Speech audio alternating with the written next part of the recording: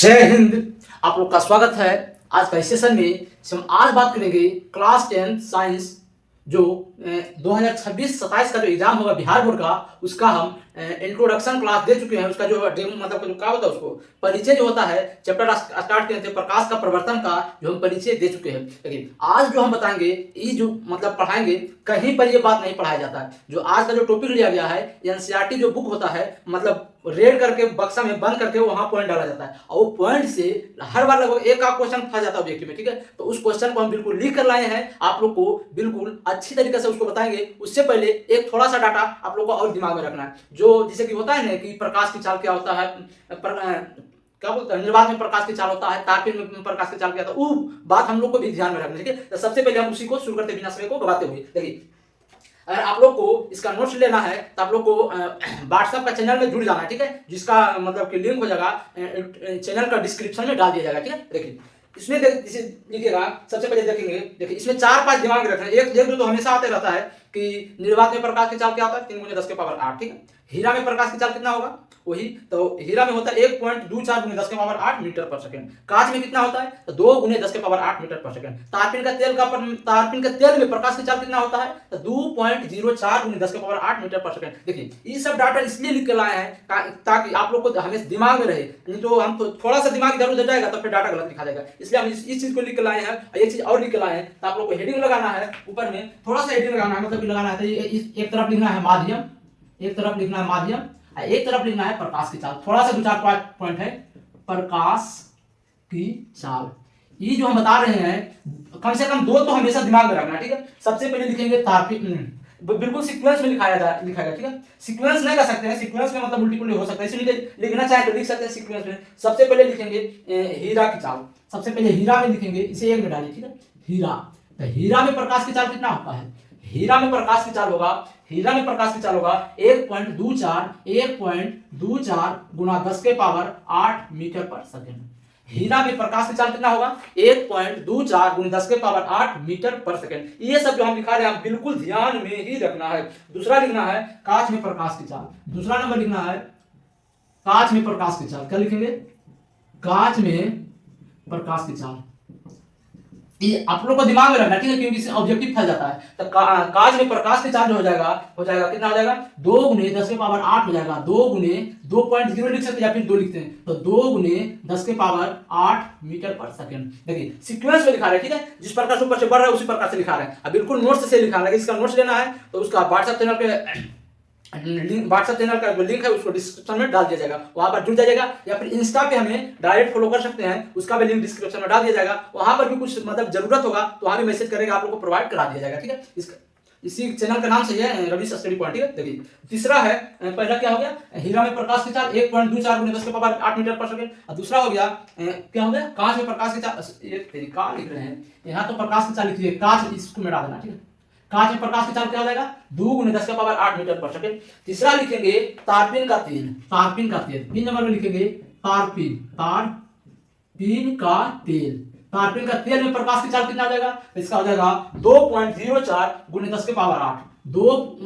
क्या लिखेंगे, 2.04 गुने 10⁸ मीटर पर सेकंड। 2.04 गुने 10⁸ मीटर पर सेकंड। नेक्स्ट लिखेंगे जल में प्रकाश की चाल। 4 नंबर लिखेंगे जल में प्रकाश की चाल। तो जल में प्रकाश की चाल जो होता है 2.25 होता है, 2.25 गुने 10⁸ मीटर पर सेकंड। जल में प्रकाश की चाल कितना होता है, 2.25 गुने 10⁸ मीटर पर सेकंड। और अंतिम और लास्ट लिखिएगा निर्वात में प्रकाश की चाल। बिल्कुल हम सीक्वेंस में लिखाए हैं जैसे बढ़ते क्रम जा रहा है। 5 नंबर में लिखेंगे निर्वात मतलब पता है ना, पिछले क्लास में बता चुके हैं। निर्वात मतलब होता है उस स्थान को बोला जाता है ना हवा ना वायु ना गैस, कुछ भी नहीं होता है, वहां पर प्रकाश की चाल सर्वाधिक होता है। प्रकाश की चाल कहीं भी अगर दुनिया में सर्वाधिक होता है तो निर्वात में ही होता है। तो निर्वात में प्रकाश की चाल कितना होगा, निर्वात में प्रकाश की चाल जो होगा 3 × 10⁸ मीटर पर सेकंड। इसमें आप लोग को 2 हमेशा ध्यान में रखना है। ठीक है, 2 या 3 कम से कम। देखिए पहला निर्वात में प्रकाश की चाल, दूसरा कौन हो जाएगा, हीरा वाला हो जाएगा। 1.24 × 10⁸ कम से कम 2 याद रखना। ठीक है, बाकी तो आप लोग अगर नोट्स कर लीजिएगा, इसको याद कर लीजिए तो बहुत ही बढ़िया रहेगा। ये क्वेश्चन हमेशा कभी कभी एक आध नंबर फंसा जाता है, नीचे वाला तो हर साल आते रहता है, एक साल नागा करके मतलब कि अल्टरनेट पर आते रहते हैं। देखिए हीरा में प्रकाश की चाल 1.24 गुने 10 के पावर 8 मीटर पर सेकंड, कांच में प्रकाश की चाल 2 गुने 10 के पावर 8 मीटर पर सेकंड, 2 गुने 10 के पावर 8 मीटर पर सेकंड। तीसरा हो जाएगा तापमान का तेल 2.04 गुने 10 के पावर 8 मीटर पर सेकंड। चौथा हो जाएगा जल में प्रकाश की चाल 2.25 गुने 10 के पावर 8 मीटर पर सेकंड। तीसरा होगा निर्वात में प्रकाश की चाल, निर्वात में प्रकाश की चाल हो जाएगा 3 गुने 10 के पावर 8 मीटर पर सेकंड। ठीक है, देखिए इसको आप लोग को नोट करना है। ठीक है, साइड हो जाके नोट कर लीजिए या फिर स्क्रीनशॉट ले सकते हैं। नेक्स्ट आप बढ़ते हैं। ठीक है, देखिए नेक्स्ट कहने का मतलब ये है, नेक्स्ट देखिए नेक्स्ट जो है कहीं पर भी पढ़ाया नहीं जाता है, जो है लाइन है इसका जो है ऑब्जेक्टिव में कभी कभार पूछ देता है, अगर पूछ देता है तो फंस जाते हैं। देखिए हम उस चीज पर काम करते हैं कि कहां से ऑब्जेक्टिव निकल सकता है, कहां से क्वेश्चन बन सकता है, उस चीज पर हम लोग काम कर रहे हैं। ठीक है, देखिए सबसे पहले देखिए पॉइंट क्या दिया गया है कि प्रकाश जो होता है, अगर लिखना चाहते तो साथ साथ लिख सकते हैं। ठीक है, बोलते हैं। ठीक है, प्रकाश वैद्युत प्रभाव एवं क्रॉम्पटन आदि की व्याख्या प्रकाश के फोटोन सिद्धांत या प्रकाश के कण प्रकृति के आधार पर की जाती है। कैसे सुनेगा, प्रकाश जो है वैद्युत प्रभाव एवं क्रॉम्पटन आदि की व्याख्या प्रकाश वैद्युत प्रभाव एवं क्रॉम्पटन आदि की व्याख्या प्रकाश के फोटोन सिद्धांत या प्रकाश के कण की प्रकृति के आधार पर की जाती है। पॉइंट नंबर पहला आ जाएगा, नोट्स बनाने से पहले ऊपर में लिख लेंगे नोट में पहला पॉइंट लिखेंगे। ठीक है, देखिए ये बहुत लंबा लाइन इसलिए हम बोलते हैं, दूसरा नंबर हम लिखाएंगे। ठीक है, दूसरा नंबर लिखाएंगे तो दूसरा नंबर है प्रकाश के कणिका सिद्धांत किसने दिया। देखिए एक नंबर में हम बोल चुके हैं, वो लिख लेना है, और दो नंबर में लिखेंगे प्रकाश के कणिका सिद्धांत। प्रकाश, देखिए आप लोग को जो भी मतलब पढ़ना है अगर साइंस में तो दो बुक लेना है साइंस में। ठीक है, साइंस में फिजिक्स केमिस्ट्री बायोलॉजी का अलग अलग ले सकते हैं, आलोक प्रकाशन के, और एक बुक एनसीईआरटी रख सकते हैं। दोनों को बुक को कलेक्ट करते हैं। अगर फिजिक्स पढ़ेंगे तो सबसे पहले आपको पढ़ना है आलोक वाला प्रकाशन, फिजिक्स का प्रकाश का प्रवर्तन, उसके बाद एनसीईआरटी में भी पढ़ना है। आप लोग को पूरा क्लियर तरीका से समझ में आएगा, इसलिए बोल रहे हैं। ठीक है, देखिए सबसे लिखेंगे प्रकाश के कणिका सिद्धांत किसने दिया, प्रकाश के कणिका सिद्धांत। प्रकाश के जो कणिका सिद्धांत है, प्रकाश के कणिका सिद्धांत जो है वो दिया था न्यूटन। किसने दिया था, न्यूटन। किसने दिया था प्रकाश के कणिका सिद्धांत, न्यूटन दिया था। प्रकाश के जो कणिका सिद्धांत है वो दिया था न्यूटन दिया था। पहला पॉइंट ऊपर में हेडिंग डाल सकते हैं क्या, नोटिंग, क्योंकि इसके कोई पॉइंट नहीं, सीधा लिख सकते हैं। ठीक है, इसमें कोई हेडिंग नहीं है, ऐसे लिख सकते हैं। प्रकाश के कणिका सिद्धांत किसने दिया, न्यूटन ने दिया था। ठीक है, प्रकाश के व्यतिकरण का सिद्धांत जो है लिखेंगे, ये तो ऐसे लिख सकते तो है, प्रकाश के व्यतिकरण के सिद्धांत, व्यतिकरण का जो सिद्धांत है, प्रकाश के व्यतिकरण का सिद्धांत किसने दिया था, प्रकाश के व्यतिकरण का सिद्धांत जो किसने दिया था, जो दिया था थॉमस यंग नामक वैज्ञानिक ने दिया था। और प्रकाश के व्यतिकरण नामक सिद्धांत किसने दिया था, तो थॉमस यंग दिया था। कभी कभी इसका परिभाषा भी पूछ लिया जाता है, इसका परिभाषा के बारे में हम बात करेंगे, मगर अभी नहीं करेंगे, क्योंकि जो पॉइंट लिखा रहे हैं कहीं भी मतलब कि कोई भी टीचर नहीं दिखाता है। ये पॉइंट इसलिए जरूरी है क्योंकि पूछा जाता है। देखिए कहां पर पढ़ना रहता है, प्रकाश का व्यतिकरण जो एनसीईआरटी का रेड मतलब कि बक्सम करके बंद करके वहां पर लिखा हुआ है। ठीक है, इसीलिए इसको पढ़ा रहे हैं। तो प्रकाश के व्यतिकरण का सिद्धांत किसने दिया, थॉमस यंग ने दिया था। प्रकाश के व्यतिकरण का सिद्धांत किसने दिया था, थॉमस यंग ने दिया था। ठीक है, किसने दिया था, थॉमस यंग ने दिया था। तो नेक्स्ट पॉइंट लिखेंगे विद्युत चुंबकत्व का गणितीय सिद्धांत किसने दिया था, तो मैक्स वेल ने दिया था। नेक्स्ट नंबर लिखेंगे पॉइंट नंबर 4 में क्या लिखेंगे, विद्युत चुंबकत्व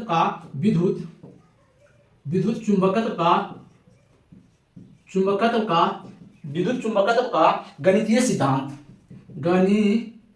गणितीय सिद्धांत किसने दिया था, विद्युत चुंबकत्व का गणितीय सिद्धांत किसने दिया था, मैक्स वेल ने दिया था। विद्युत चुंबकत्व का गणितीय सिद्धांत किसने दिया था, मैक्स वेल ने दिया था। क्या याद रखना है, मैक्स वेल। विद्युत चुंबकत्व का गणितीय सिद्धांत मैक्स वेल ने दिया था। पॉइंट नंबर 4 इसलिए हम नोट करके लाए, ठीक है, क्योंकि थोड़ा सा भी डाटा ऊपर नीचे इसमें होगा तो गड़बड़ हो जाएगा, क्योंकि नोट्स कहीं पर भी नहीं पढ़ाया जाता है। इसको सीक्वेंस में नोट कर सकते हैं, ठीक है, इसको याद करेंगे क्योंकि ऑब्जेक्टिव इससे फंस जाता है, ठीक है। तो विद्युत चुंबकत्व का गणितीय सिद्धांत किसने दिया था, तो मैक्स वेल ने दिया था, ठीक है। नेक्स्ट है पॉइंट देखिए, ये भी लिखा हुआ किताब में कि 1900 ईस्वी में मैक्स प्लांक ने बताया कि किसी प्रकाश स्रोत की सतह से प्रकाश का उत्सर्जन ऊर्जा की छोटी छोटी इकाइयों में होता है, जिन्हें क्वांटम कहते हैं। पॉइंट नंबर ई में लिखिए, थोड़ा सा बड़ा इसलिए हम बोल रहे हैं, ठीक है। देखिए लिखना है पॉइंट नंबर ई में, 1900 ईस्वी में क्या लिखना है, 1900 ईस्वी में मैक्स प्लांक ने 1900 ईस्वी में मैक्स प्लांक ने प्लांक ऐसे लिखेंगे, ठीक है, मैक्स प्लांक ने बताया कि किसी प्रकाश स्रोत की सतह से प्रकाश का उत्सर्जन जो होता है, प्रकाश का उत्सर्जन ऊर्जा की छोटी छोटी इकाइयों में होता है, जिसे क्वांटम कहते हैं। फिर से सुनिएगा, मिलाइएगा, ठीक है। 1900 ईस्वी में मैक्स प्लांक ने बताया कि किसी प्रकाश स्रोत की सतह से प्रकाश का उत्सर्जन ऊर्जा की छोटी छोटी इकाइयों में होता है, जिन्हें क्वांटम कहते हैं। देखिए, जब भी प्रकाश हमारे पास आता है ना, तो वो पैकेट के रूप में आता है, छोटा छोटा पैकेट के रूप में आता है, फोटोन जो आता है फोटोन के रूप में, पैकेट के रूप में, उसी को क्वांटम से यहाँ पर कर रहे हैं, ठीक है। जो छोटे छोटे पैकेट होता है क्वांटम होता है, उसी को पैकेट कह सकते हैं, क्वांटम कह सकते हैं, ठीक है। लिख सकते हैं पॉइंट नंबर में फिर से बोल देते हैं। 1900 ईस्वी में मैक्स प्लांक ने बताया कि किसी प्रकाश स्रोत की सतह से प्रकाश जो होता है, प्रकाश का उत्सर्जन छोटी छोटी इकाइयों में होता है, ऊर्जा की छोटी छोटी इकाइयों में होता है, जिसे क्वांटम कहते हैं। क्वेश्चन नंबर नेक्स्ट पॉइंट लिखिएगा, ठोस या द्रव माध्यम में प्रकाश प्रवेश करने पर ऊर्जा का अपवर्तन होता है। अपवर्तन जो नेक्स्ट मतलब कि प्रकाश का अपवर्तन में पढ़ने का है, तो यहाँ पर लिखेंगे, देखिए इसलिए पढ़ा रहे हैं, माध्यम में पढ़ेंगे। एक माध्यम जो होता है, माध्यम में पॉइंट लिखाया जाएगा, ठीक है। तो यहाँ पर लिखेंगे ठोस या द्रव, लिखिए पॉइंट नंबर तो डी हो गया, डी मतलब लिखा दिए, ये हम लोग आप लोग को बोल कर लिखाए हैं। ई के बाद एफ लिखना है, ई के बाद एफ लिखना है क्या, ठोस या द्रव्य माध्यमों में, ठोस या द्रव माध्यमों में, ठोस या द्रव्य माध्यमों में प्रकाश प्रवेश करने पर